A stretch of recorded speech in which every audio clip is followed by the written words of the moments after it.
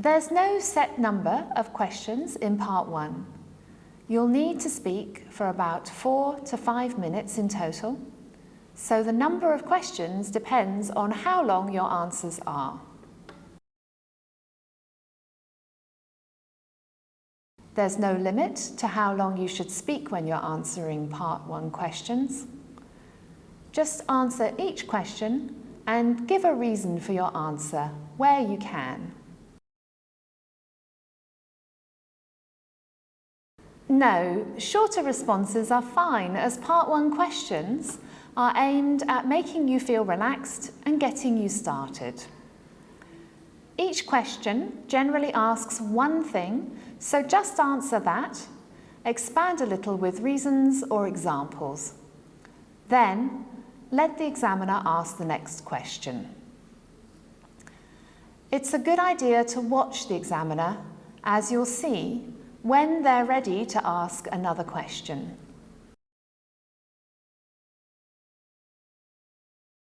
Firstly, don't worry. You should be able to understand all the questions in part 1. Remember that beginner students take this test and the questions are written in language they can understand, so you should be fine. If you panic and mishear a question, don't worry. Just ask the examiner to repeat the question. Your grade won't be affected.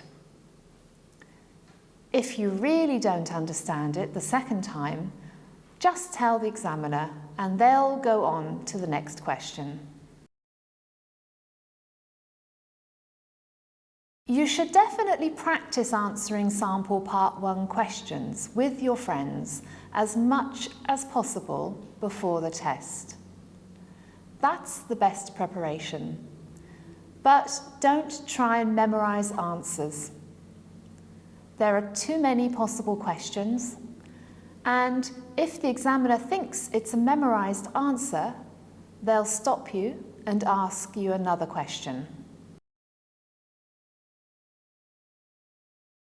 There are several reasons, but none of them are reasons to worry about. It's possible that you simply used all the time available.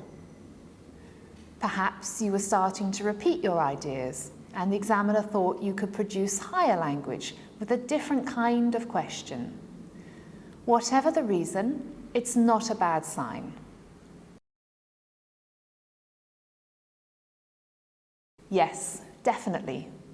Your grade will be based on your performance in all 3 parts.